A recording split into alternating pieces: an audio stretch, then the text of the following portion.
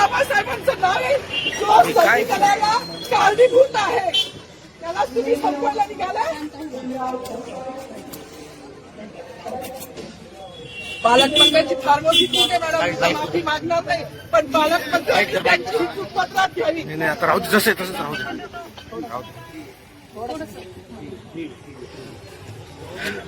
मला मीडियाशी घेणं नाही मॅडम, मला सस्पेंड केलं, मी वाळूचे गाड्या उपसील, मी माती काम करीन पण बाबासाहेबांची ओळख पुसून येणार नाही. मला सस्पेंड करायचं करू शकता मॅडम, बाबासाहेबाला संपवायचं काम करायचं नाही. 26 जानेवारी 15 ऑगस्ट मध्ये मी नाही मानत पण लोकशाही मॅडम तुम्ही सुद्धा संविधानामुळे आहात, पालकमंत्री सुद्धा पालकमंत्री संविधानामुळे आहे. कोणताही जाती भेद नाही, सगळी समानता त्यांनी दिली आहे. आमच्या कानातून होते बाबासाहेबांचं नाव आता तरी भाषणात येईल, मग तरी भाषणात येईल. ज्या लोक संविधानाला लोकशाहीला कारणीभूत नाही त्यांची नावं वारंवार घेतली गेली.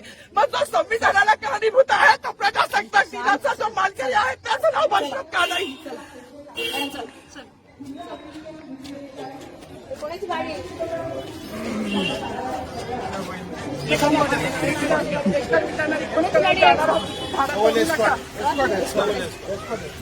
अरे माझी गाडी असेल ना रे, ट्रॅफिकची गाडी काढ रे.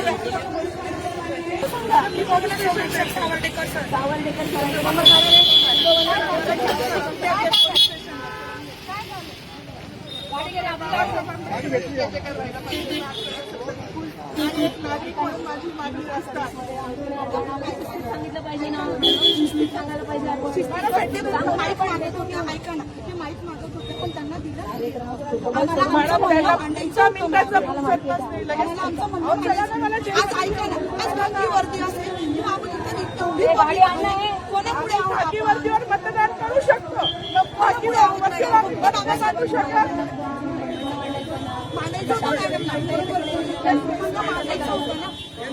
माईक दिला नाही गेला ना त्यांना.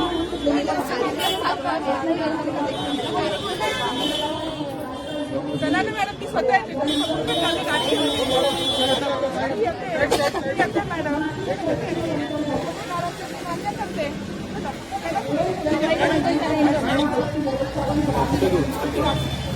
पोलीस स्टेशन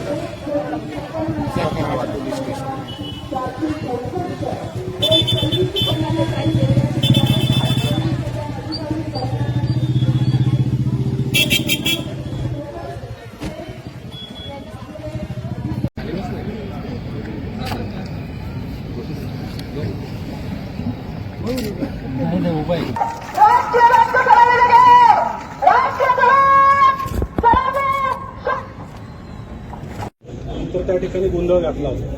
नेमकं ऑर्डर राहिला असेल पण तसा काही माझा कुठलाही हेतू नव्हता, कुठलाही माझा तसा हेतू नव्हता. आणि त्यामध्ये फक्त मी गोष्ट टाकली भारत माता की जय, वंदे मातरम.